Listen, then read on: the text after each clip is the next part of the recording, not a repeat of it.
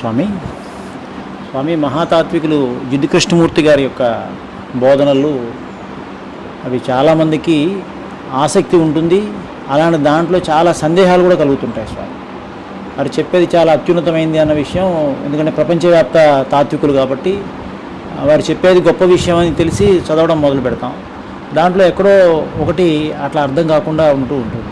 అసలు జిడ్డు కృష్ణమూర్తి గారు తత్వం దేని మీద సాగుతుంది, దాన్ని ఎట్లా ముందుకు తీసుకెళ్ళాలి మేము చదువుకునేటప్పుడు?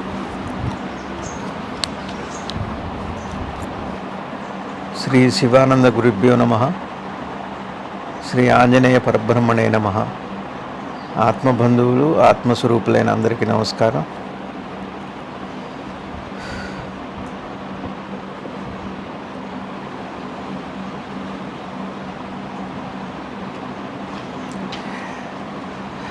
మనకి రవి గారు రెండు విషయాలు ఉన్నాయండి. ఏమిటి అంటే, కొంతమంది భగవదన్వేషణ చేస్తారు. అందులో భాగంగానే హూ యామ్ ఐ అని, అట్లానే వాట్ ఈజ్ గాడ్ అని ప్రశ్న. అది నేనెవరు, భగవంతుడు ఎవరు అన్నది ఒకటి. ఇకపోతే రెండో విషయం ఏమిటి అంటే, మనందరికి కూడా జీవనం ఉంది. ఈ జీవనం అంతా కూడా వైవిధ్యంతో కూడిన అనుభవాలు. అట్లానే అనుభవం అంటే వైవిధ్యం అంటే ఏం లేదు, అనుకూలత ప్రతికూలత రెండే.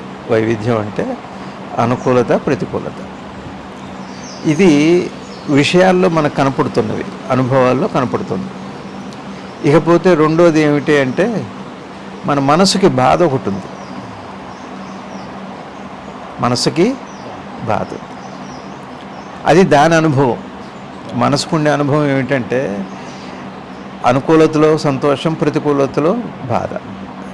ఏమండి, ఇక్కడ మన శ్రీ జిడ్డు కృష్ణమూర్తి గారు ఒక చక్కటి మాట చెప్పారు. ఈ జీవితం మనకేమిచ్చింది? కాస్త అంత తిండి, బట్ట, కావలసినంత దుఃఖము. ఇది అందరూ గమనించిన విషయమే, తరతరాలుగా గమనిస్తున్న విషయమే. అనుభవం కూడా అదే. ఇక్కడ మరి మనందరి సరే వాట్ ఈస్ గాడో హూ యామ్ ఐయో వదిలిపెడితే ఈ బాధ ఎట్లా పోతుంది? ఏ బాధ? ఈ బాధ అంటే మనసులో బాధ ఎందువల్ల వచ్చింది? ప్రపంచంలో మన అనుభవాలను బట్టి వచ్చింది. ఇది కాక మనసుకు ఇంకొకటి ఉందండి, మనసు గుణాలు. మనసు గుణాలు ఏమిటి అంటే, ఎన్ని గుణాలని చెబుతాం? కోపము, భయము, అసూయ, బాధ, ద్వేషము, ప్రేమ పేరుతో పిలువబడుతుంది, అది ప్రేమ కాదు. మరి అనుమానము, అశ్రద్ధ, లేకపోతే ఏకాగ్రత లేకపోవటం, అట్లానే బద్ధకము, లేజినెస్ అంటాం, పట్టుదల అంటాం. ఇట్లాంటివి అనేక విషయాలు ఉన్నాయి. ఇంతేకాక మనసులో ఈ ఘర్షణ, సంఘర్షణ అన్నది ఉంటుంది. ఏమిటి సంఘర్షణ? నేనెవరో నాకు తెలియాలో, లేకపోతే భగవంతుడు ఏమిటో తెలియాలో, లేదు నాకు అది కాదు. వీటన్నిటి నుంచి స్వేచ్ఛ కావాలి నాకు. ఈ బాధల నుంచి నాకు స్వేచ్ఛ కావాలి. ఇది మనసు వెతుకుతున్నటువంటి విషయం. మనసు, మీ మనసు నా మనసు కాదు, మనసే వెతుకుతుంది ఆ విషయాన్ని కదండి. కాబట్టి ఈ విషయంలో కృష్ణమూర్తి గారిని మనం బాగా అర్థం చేసుకోవాలి. కృష్ణమూర్తి గారి బోధ అర్థం కావాలి అంటే, ముందు మనం ప్రాథమికంగా చేయవలసింది ఏమిటి అంటే, ధ్యానము అని వారు చెబుతున్న విషయాన్ని మనం బాగా అర్థం చేసుకోవాలి. ఏమండి, ధ్యానము అన్న విషయాన్ని బాగా, అక్కడ జీవనము రెండో మాట. ఒకటి ధ్యానము, రెండు జీవనము. మూడోది ఏమిటి? నాకున్న సంఘర్షణలోంచి, అంతా కలిపితే దానికి సంఘర్షణ అని పేరు. ఆ సంఘర్షణలోంచి స్వేచ్ఛ కావాలి, అది ఇంకొక మాట. సంఘర్షణ, స్వేచ్ఛ దీని మధ్యనే చాలా ఉపన్యాసాలు జరుగుతాయి. అయితే ఇక్కడ ధ్యానం గురించి మనం ఎందుకు ముందు చదవాలి అంటే, కృష్ణమూర్తి గారు మహాతాత్వికులు, అంతేకాక బ్రహ్మజ్ఞాని. ఆయన బ్రహ్మజ్ఞాని ఎవరంటారు అంటే, మనసు పూర్తిగా నాశనమైన వాళ్ళని మాత్రమే బ్రహ్మజ్ఞాని అనాలి. మనసు పూర్తిగా నాశనం అవటం అంటే అర్థం ఏమిటి అంటే, కృష్ణమూర్తి గారి భాషలో మనసు పూర్తిగా అవగాహన రావడం, వారి మాట. అయితే ఈ విషయంలో ధ్యానం గురించి మనం తెలుసుకునేటట్టయితే 2 మాటలు వారు వాడుతున్నారు. మన జీవితాల్లోనే అబ్బూరి ఛాయాదేవి గారు రాసినటువంటి తెలుగు పుస్తకం ఉంది, అనువాదం. ఇంగ్లీష్లో కామెంట్రీస్ ఆన్ లివింగ్ అని ఇంగ్లీష్ పుస్తకానికి వారు తెలుగు అనువాదం చేశారు. ధ్యానము అనే ఒక చాప్టర్ మొదటి భాగంలో ఉంది. దాంట్లో వారు ఉపయోగించిన పదాలు ఆత్మని 2 మాటలు ఉపయోగపడుతుంది. ఈ ఆత్మని సెల్ఫ్ అని అంటాం, ఈజ్ అంటాం, ఉన్నది ఈజ్ అని. తర్వాత ఇంకొక మాట నేను వాడతాను, నేను స్వేచ్ఛ. ఇది ఒకటి. కాబట్టి ఇక్కడ 2 ఏమి వాడుతున్నారు, 1 ఆత్మ, 2 మనసు, సెల్ఫ్, మైండ్, 2 మాటలు ఉన్నాయి. ఇంతే మొత్తం లిటరేచర్ అంతా కూడా. ఆ లిటరేచర్లో ఆ 2 పదాల్లోనే స్వేచ్ఛ కూడా ఉంది. ఏమండి, 2 పదాల్లో స్వేచ్ఛ ఉందా అంటే 2 పదాలు అర్థమైనప్పుడు. పదాల్లో స్వేచ్ఛ లేదు. ఇప్పుడు నేను చెబుతుంటే మీకు పదం అర్థమైంది, స్వేచ్ఛ వచ్చిందా అంటే అట్లా కాదు. అందులో ఉన్నది ఏమిటి అంటే, ఇప్పుడు మనం చేయవలసిన పని ఏమిటి అంటే, మనసు, ఆ తర్వాత 2వది అంటే మైండ్, 2వది సెల్ఫ్. సెల్ఫ్ అంటే ఏమిటి, మైండ్ అంటే ఏమిటి, లేదా ఆత్మన పదం వాడారు వారు, ఆత్మ పదాన్ని తీసుకోవాలి. ఏదో ఒక పదం పెట్టుకోవచ్చు, తప్పులేదు. దాన్ని చాలా పదాలు ఉన్నాయి, దానికి ఉనికి అని ఉంది, ఏదో ఉంది. చిత్రం ఏమిటి అంటే, వాట్ ఈజ్ గాడ్ అన్న ప్రశ్న ఉంది.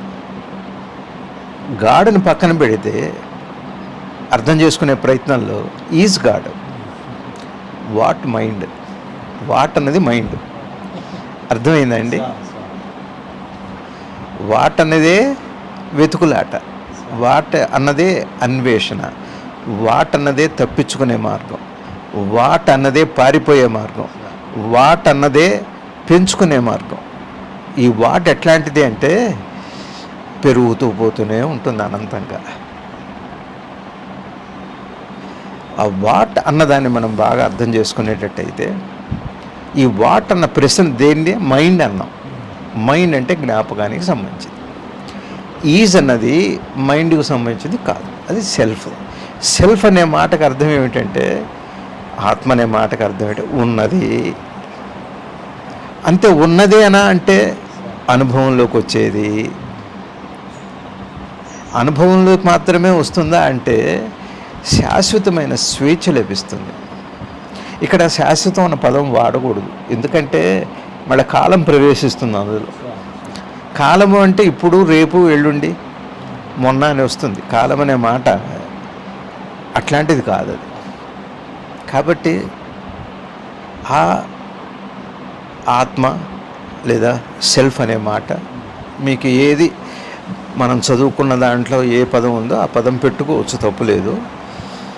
అయితే ఈ సెల్ఫ్ యొక్క లక్షణాలు ఏంటి అంటే మైండ్ యొక్క లక్షణాలు ఏంటి, ఇది చక్కగా మనం అర్థం చేసుకుంటే అప్పుడు కృష్ణమూర్తి గారి బోధ ఇక జీవితంలోకి వెళ్ళాలి. అప్పుడు ధ్యానం అర్థం కాకుండా జీవితాన్ని అర్థం చేసుకునే ప్రయత్నం చేస్తే కేవలం సంఘర్షణ మాత్రమే మిగులుతుంది.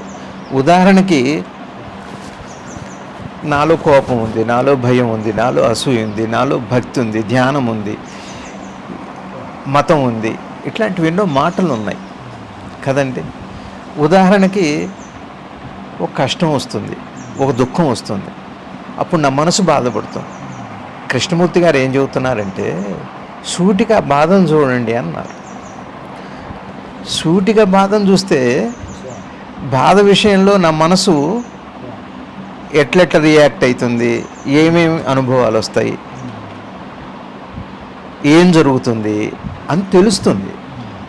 అది స్వేచ్ఛ కాదండి. మనసుని కేవలంగా మనసులో జరిగే ఘర్షణను మీరు గమనించేటట్టయితే మీకు స్వేచ్ఛ రాదు. ఎందుకంటే మళ్ళీ మనసే తయారైంది. మనసును పోగొట్టుకునే ప్రయత్నంలో మనసే తయారైంది. అయితే మరి స్వేచ్ఛ ఎప్పటికీ సాధ్యం కాదా అన్న ప్రశ్న ఒకటి. ఇక్కడ వారు చెప్పిన అద్భుతమైన విషయం ఏమిటి అంటే, ఏ కోరిక, స్వేచ్ఛ కూడా కావాలనుకోకూడదు. స్వేచ్ఛ కూడా మనోసృష్టి. స్వేచ్ఛ, విడుదల, జ్ఞానము, అనుభవము ఇట్లాంటి పేర్లని మనసులో భాగమే. మనసులో భాగమే. మనసు సృష్టించింది, జ్ఞాపకం సృష్టించింది. తేలిగ్గా చెప్పాలంటే జ్ఞాపకం సృష్టించింది. ఉదాహరణకి నేను పరీక్షలో ఫెయిల్ అయ్యాను. పరీక్షలో ఫెయిల్ అయినప్పుడు నాకు బాధ వచ్చింది. ఇప్పుడు నేను నా బాధని గమనించాలి. బాధని గమనించాలి. ఇక్కడ బాధని గమనిస్తే నాకు బాధ పోతుంది అనే ఒక ఉద్దేశంతో మీరు బాధని గమనిస్తే అంతర్లీనంగా నేనుంది అందులో. బాధని వెతకటంలోనే బాధ అంతర్లీనంగా ఉంది, భయం అంతర్లీనంగా ఉంది కాదా? ఎందుకు వెతుకుతున్నారు అసలు? పారిపోవాలనా? అర్థం చేసుకోవటం దేనికోసం? అదేనా పరిష్కారం? అంటే ఒక బాధని, ఒక కోపాన్ని, ఒక అసూయని, ఒక ద్వేషాన్ని అర్థం చేసుకుంటే పూర్తయిపోయిందే ప్రయాణం? కాదండి. ఒకవేళ అయింది, అర్థమైంది అని అనుకొని ఒక నిర్ణయానికి రావటం మళ్ళా ఒక జ్ఞాపకంలో భాగమైపోతుంది, ఆలోచనలో భాగమే అవుతుంది.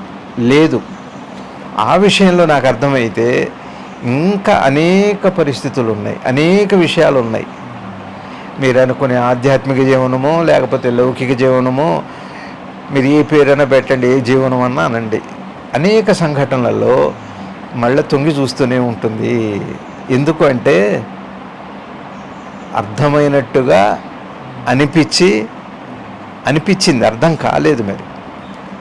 మరి కృష్ణమూర్తి గారు అటువంటి పరిష్కారమే ఇచ్చారా మనకి? ఏం లేదా అందులో గమనించటంలో? ఇక్కడ వారు అందించిన అద్భుతమైన సూత్రం ఏమిటంటే, ఏ ఆశా కోరిక లేకుండా, ఎప్పుడు ఆశా కోరిక లేకపోయేటట్టయితే ఏమవుతుందంటే, ఉన్నది ఏదో ఉంది, ఉన్నది నిర్మలం అయిపోయి కేవలం గమనింపు ఉంటుంది, కేవలం ప్రజ్ఞ ఉంటుంది. అక్కడ ఆశ లేనప్పుడు కేవలం ప్రజ్ఞ ఉంటుందండి. ఈ ప్రజ్ఞతో, ఆ గమనింపుతో మీ బాధల్ని మీరు ఆలోచన చేసేటప్పుడు, అర్థం చేసుకునే ప్రయత్నం చేసేటప్పుడు, అక్కడ ఉన్న పరిణామాలను అర్థం చేసుకునే ప్రయత్నం చేసేటప్పుడు ఏం జరుగుతుందో తెలుసా అండి? బాధగా కనపడుతున్న ఆలోచన యొక్క స్వరూపము అట్లానే కాకుండా దాన్ని గ్రహింపు ఏదైతే ఉందో, అంటే కృష్ణమూర్తి గారు ఏమంటారంటే, మెడిటేటర్ ఈజ్ మెడిటేషన్ అన్నారు. మెడిటేటర్ ఈజ్, ఇక్కడ ఆలోచించేవాడు ఎవరైతే ఉన్నారో అక్కడ ఆశా కోరిక లేకుండా పూర్తి నిర్మలంగా, ఏ ఆశా కోరిక ఉండకూడదు. మళ్ళీ మీకు ఏదో లభిస్తుందని అనుకోవద్దు, దేన్ని ఆశించకండి. అట్లా ఉన్నప్పుడు ఏమవుతుంది అంటే, ఈ బాధలతో పాటుగా ఈ బాధల్ని అనుభవిస్తున్నటువంటి వస్తువు ఏదైతే ఉందో అనుభవంలోకి వస్తుంది. ఏది వదిలిపెట్టి ఆలోచిస్తే, స్వార్థంతో, నేను అనే జ్ఞాపకంతో, నేననే కేంద్రాన్ని నిర్మించుకొని, నేనంటే ఏం లేదు, స్వలాపేక్ష, స్వార్థం. ఏమంటే అర్థమైందండి? స్వార్థం ఉంది అంటే అక్కడ ఆలోచనలో మరొక భాగం పనిచేస్తుంది, అంతకంటే ఏం లేదు అక్కడ. ఆ నిర్మలత్వం లేదు దానిలో. మీరు బాగా చూడండి, ఆ విషయాన్ని మీరు గమనించి చూడండి. ఇది ఒక బోధ కాదు. అట్లానే ఇది ఒక మార్గము కాదు.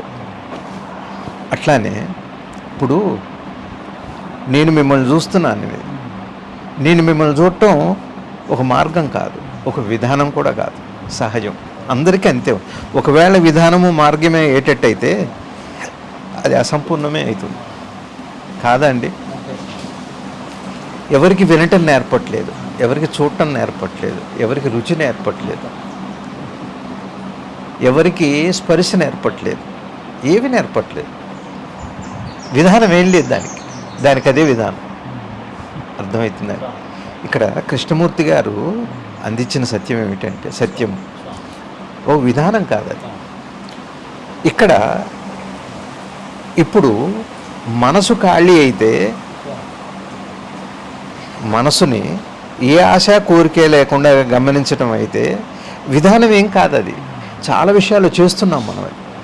అందరూ అనేక విషయాల్లో మనసును ఖాళీ చేసుకొని మనసు యొక్క ఒక స్పర్శని అనుభూతి పొందుతూనే ఉన్నారు. అందుకని వారు ఏం చేసేవారు, ఒక నీలాకాశము, ఒక కొంగ, ఒక పక్షి. అందుకని వారి బోధల్లో ముందు ప్రకృతి వర్ణన ఉంటుంది. అది చూడటము విధానం కాదు, అది అర్థమవుతుందండి. దాని కదలికలో భాగమే అది.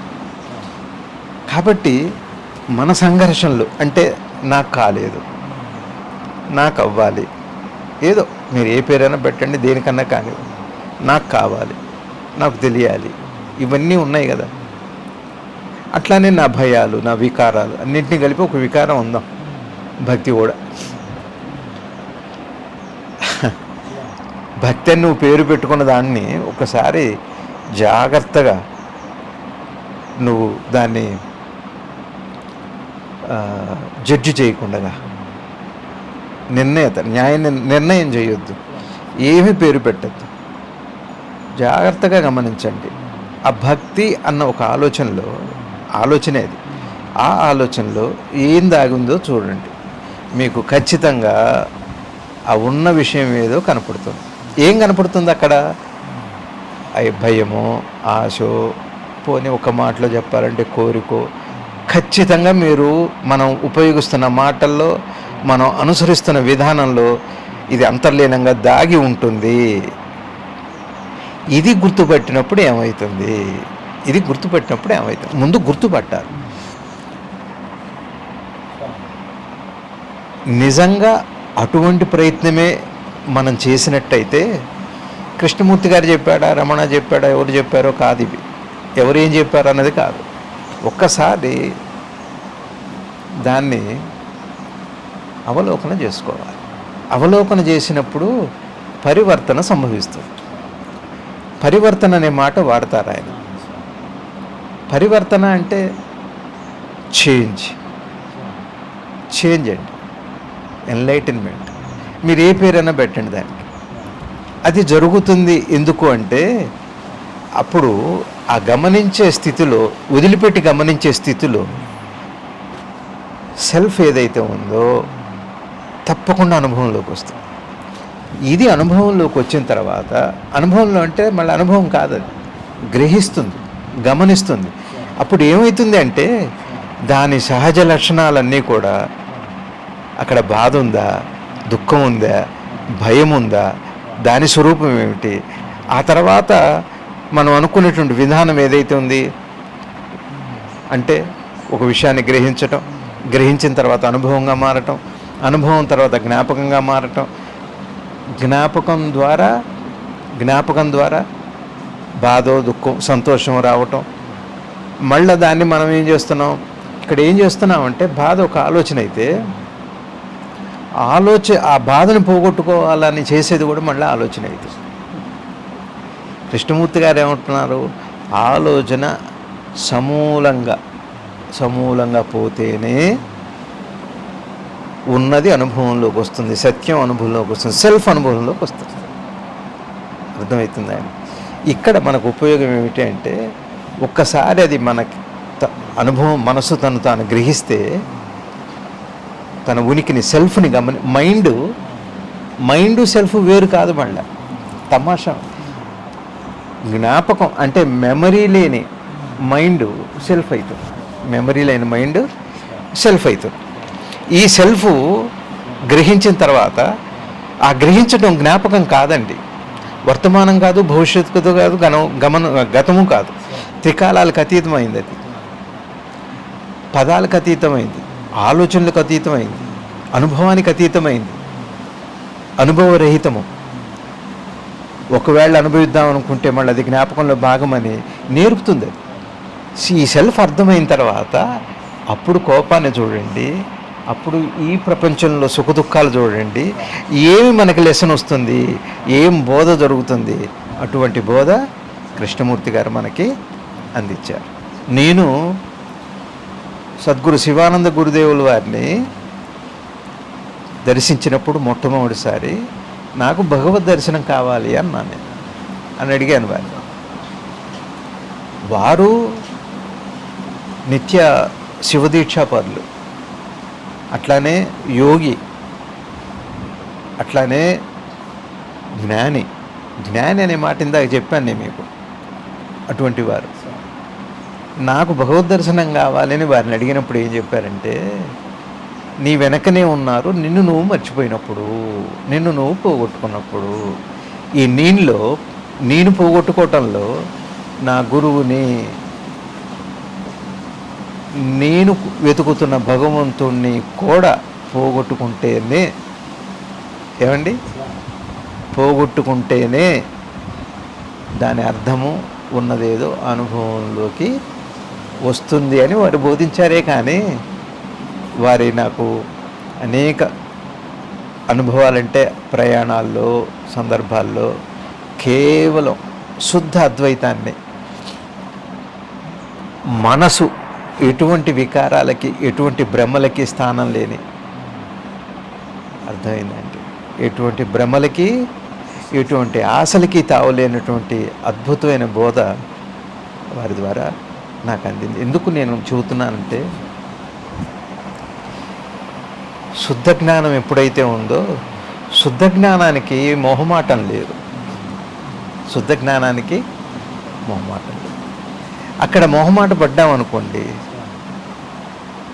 అక్కడ మొహమాట పడితే, మొహమాట పడటం అంటే ఏంటి? అందుకనే భయం అనే మాట చాలా, ఉదాహరణకి భయం. బుద్ధ భగవానుడి దగ్గరికి అంగుళీమాలకుడని ఒక అతను అందరి వేళ్ళు నరికి ఆ మెళ్ళలో మాలగా వేసుకుంటారని ఉంది. గురువుగారు బుద్ధ భగవాన్ సినిమా తీశారు. దాంట్లో బుద్ధ భగవానుడు వెళ్ళగానే నేను చంపేస్తా అన్నాడు. అంటే బుద్ధుడు ఏమన్నాడో తెలుసా అండి, నువ్వు భయపడుతున్నావు, నువ్వు భయపడుతున్నావు అని ఆయన ఏంటంటే, ఈయనేమన్నారంటే, నాకు కాదు భయం, నీకు భయం ఉంది అని.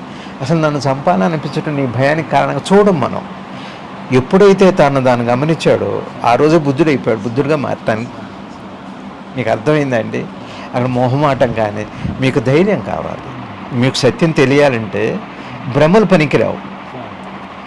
ఒకదాన్ని అవునంటాం, ఒకదాన్ని కాదంటాం కూడా భ్రమలో భాగమే. రవి గారు, కండిషనింగ్, అది నిబద్ధత. మనసుకు నిబద్ధత అస్సలు పనికిరాదండి. నేను స్వేచ్ఛ కావాలంటూనే నిబద్ధతతో ఉన్నానన్న విషయాన్ని ఎప్పుడన్నా గమనించామో మనం? చూడండి ఒకసారి. అంటే మన వైపు మనం ధైర్యంగా, నిర్మోహమాటంగా చూసుకోగలిగితే, అటు చూసుకోవటంలోనే అద్భుతమైన చర్య, పరివర్తన, చేంజ్ అక్కడ, పరివర్తన అక్కడ మొదలవుతుంది. అది అసలు నిజంగా అది సృజనాత్మకం. కాబట్టి కృష్ణమూర్తి గారిది మనం రేపటి నుంచి మనం మాట్లాడుకునే మాటల్లో ధ్యానంతో మొదలుపెట్టుకొని, ధ్యానాన్ని ముందు మనం అర్థం చేసుకొని, ధ్యానాన్ని అర్థం చేసుకోవటం అంటే ఏమిటి అంటే, ఆ సెల్ఫ్, ఆ తర్వాత మైండ్, ఈ రెండు విషయాలు మనం విచారణ నిమ్మళంగా అట్లా ముందుకు సాగితే ఒక పరిష్కారం మనకు లభిస్తుందండి తప్పకుండా. ఆయన ఎక్కడ కన్ఫ్యూజ్ చేసే మాటలు ఏం మాట్లాడలేదు. కాకపోతే ఏమిటి అంటే, దీని నాటకాలు, ఇవన్నీ నాటకాలు, మనసుకు చేసేటువంటి దాని పోకడలు. మనసులో ఆశ, కోరిక పోయి నిర్మలత్వంగా ఉన్నప్పుడు దాని స్వరూపం. ఈ రెండు విషయాలని చెబుతున్నారు. మనకి నిర్మలత్వం అర్థమైతే తప్పితే నిర్మలత్వం అనుభవంలోకి వస్తే తప్పితే నిర్మలత్వమే ఉనికి, దాన్నే సెల్ఫ్ అన్నారు. అంటే ఇప్పుడు ఏదీ లేని స్థితిలో, అన్నీ పోయిన స్థితిలో మాత్రమే నీకు సత్యం అనుభవంలోకి వస్తుందంటే అర్థం ఏంటి? కృష్ణమూర్తి గారి మాట, నీకు అన్నీ పోయిన స్థితిలోనే నీకు ఉన్నది అనుభవంలోకి వస్తుందనే మాటకు అర్థం ఏంటి? అంటే అన్నీ పోయిన స్థితి, అన్నీ పోవాలి, ఏది ఉండకూడదు. అంటే అక్కడ అన్నీ పోయిన స్థితిలో నీకు అనుభవం అవుతుంది అంటే అనుభవమైన స్థితిలో కూడా ఏమీ లేదని తెలుస్తుంది. అర్థమైందా రవి గారు? అప్పుడు ఇటు చూడండి, అప్పుడు మీ మనసును చూడండి, ఈ ప్రపంచాన్ని చూడండి, చివరిగా చెప్పుకునే మనసులో ఉండే సుఖం దుఃఖాన్ని చూడండి, మనసులో ఉండే వికారాలను చూడండి. ఏం చెబుతారో మీరే చూడండి, ఆలోచన చూడండి. ఇది కృష్ణమూర్తి గారి బోధ. నమస్కారం.